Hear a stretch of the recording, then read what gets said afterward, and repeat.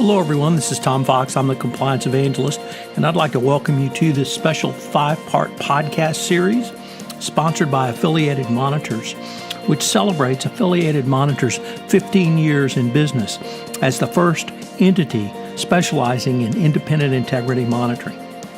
Founded in 2004, Affiliated Monitors provides independent integrity monitoring and ethics and compliance assessments nationally and internationally and across almost all industries.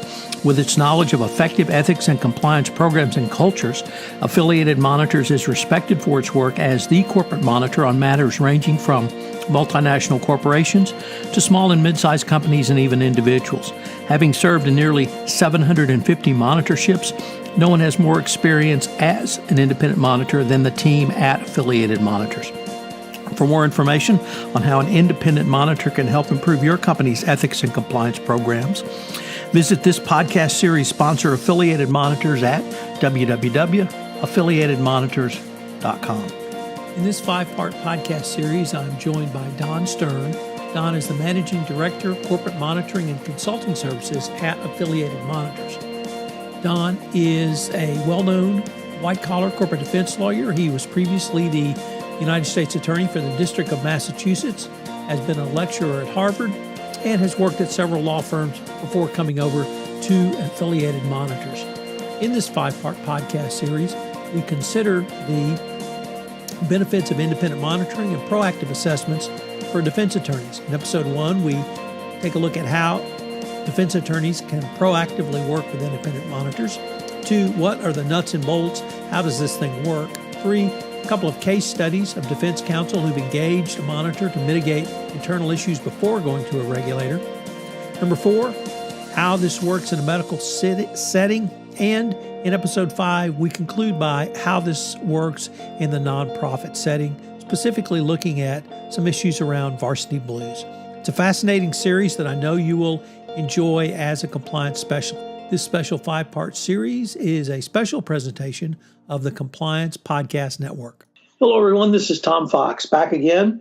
And today I have with me Don Stern. Don is the Managing Director of Corporate Monitoring and Consulting Services at Affiliated Monitors. We are on the first episode of a 5-part exploration on the benefits of independent monitoring and proactive assessments for defense attorneys, really in a wide variety of areas. It's going to be a great series and a lot of insights from someone who has been on both sides of this fence. So, Don, first of all, with that incredibly long-winded introduction, welcome, and thank you for taking the time to visit with me today. Thanks very much, Tom. Good to be with you. Don, in this first episode, we're going to take up the topic of how can a defense attorney work proactively with an independent monitor. And I was wondering if you just could start off with your observations on that. Sure. Traditionally, defense lawyers, and I have been on that side. I've been both a government prosecutor, a federal prosecutor, and also a white-collar defense lawyer. And I think it's fair to say that traditionally, defense lawyers were very wary about getting compliance professionals engaged and involved in assessing a company's compliance plan in the midst of an investigation while things were active. There were witnesses to be interviewed. The government was, in some cases, was kind of all over things. That reluctance, for a lot of good reasons, has gone by the boards, or at least should be. And part of that is that the Department of Justice has made clear that they don't want to see improvements in a company's compliance program wait until the investigation is completed. I think at this point, the worst thing that a defense lawyer can do is to sit back, wait for the investigation to complete, either their own internal investigation or the government's investigation, and then say to the government, either in a self-reporting or in another context, well, now we're going to fix things. I think it's important to get in there as quickly as possible, and we could talk about it during the course of this 5-part series. But the Department of Justice, as recently as a couple of months ago, has made clear in a change in policy, or at least an articulation of policy by the Assistant Attorney General in charge of the Criminal Division, that the improvements and the investments which a company has made in the corporate compliance program is something that they can take a close look at in deciding how to proceed. including whether to have a monitor or not. And they're also interested in what remedial steps have been taken. And whether they've been tested by independent third parties. So you just can't sit back, sit on your hands, hope for the best, and then, if pushed over the cliff, make changes. You've got to be proactive, assess the situation early on, and make those changes yourself. Don, I've done a little bit of this type of work, and one of my observations was that the skill set that I brought as a compliance professional who never practiced, who's never ex-DOJ, never practiced on the defense side as you have, are really a different set of skills than your traditional white-collar defense lawyer. Would you believe that a fair assessment? And if so, would it lead to you suggesting that a company bring in a true independent compliance professional in this monitor role? I think there's some similarities, but I think you make an excellent point, and there are some differences. So when I came to Affiliated Monitors, I've been doing this with Affiliated Monitors for almost 6 years. I did have to make some adjustments, because you come in as a white collar defense lawyer. First of all, your goal is to some extent protect the company, and you're really not interested in kind of getting into the weeds of compliance. You're getting right to the heart of what's the problem, what's the precipitating cause, what's the government going to be looking at.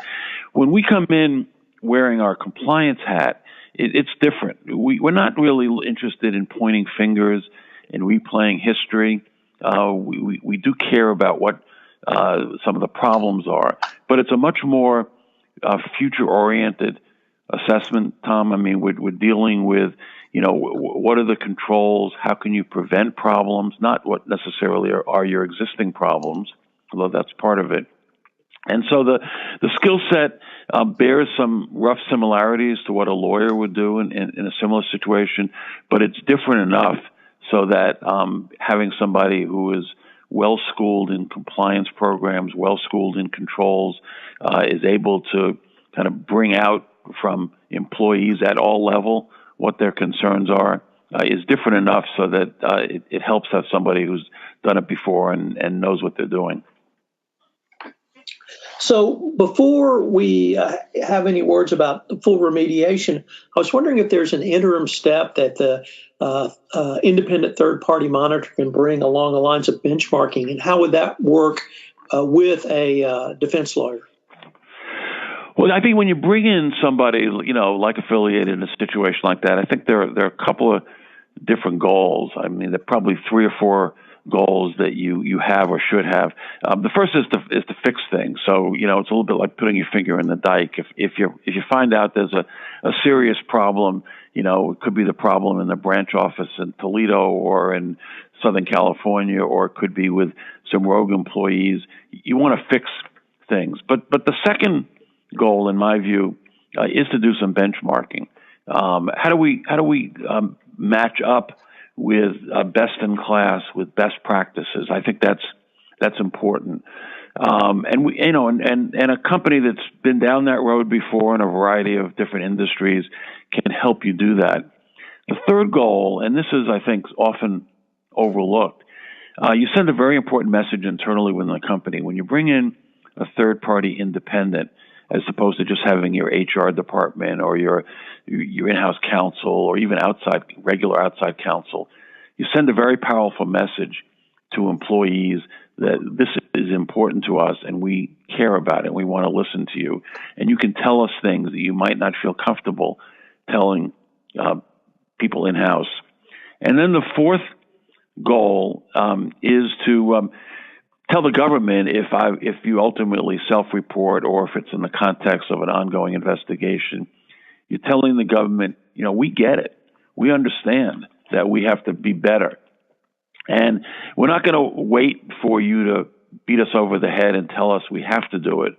We care enough about this so that we're going to invest our own resources and our own time into identifying the problem now and trying to fix it. And so it's a little bit of a insurance policy. You want to fix the problem, but you also want to send a message, not only internally, but outside the company, that we kind of get the message and we understand that compliance is important. Don, you touched on this briefly a little bit earlier, but I wanted to maybe expand a little bit.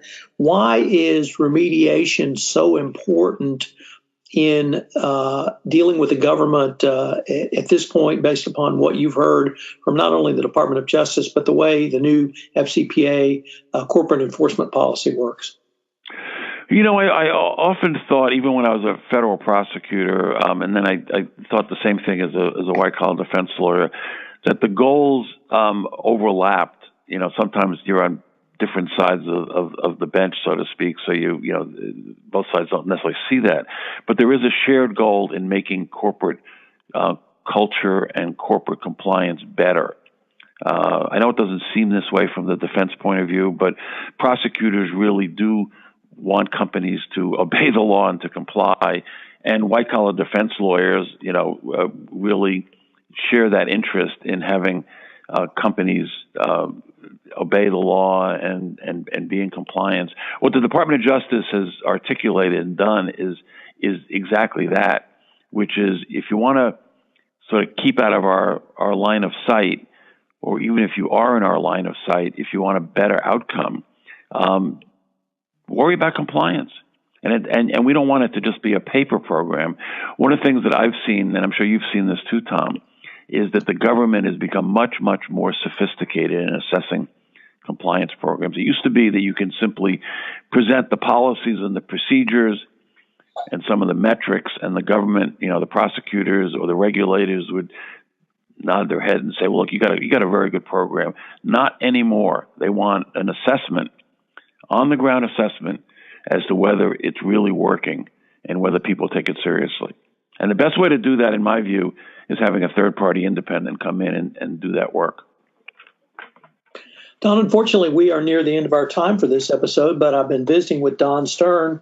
I hope you will join us again in our next episode, where we look at the nuts and bolts of how this works. Don, thank you, and I look forward to continuing the conversation. Great. Thanks, Tom.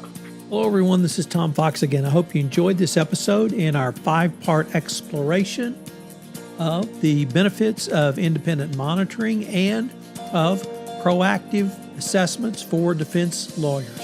I hope you will join us again for another episode where I visit with Don Stern. This special 5-part podcast series with Don Stern of Affiliated Monitors has been a presentation of the Compliance Podcast Network. You can learn more about Affiliated Monitors at their website, www.affiliatedmonitors.com.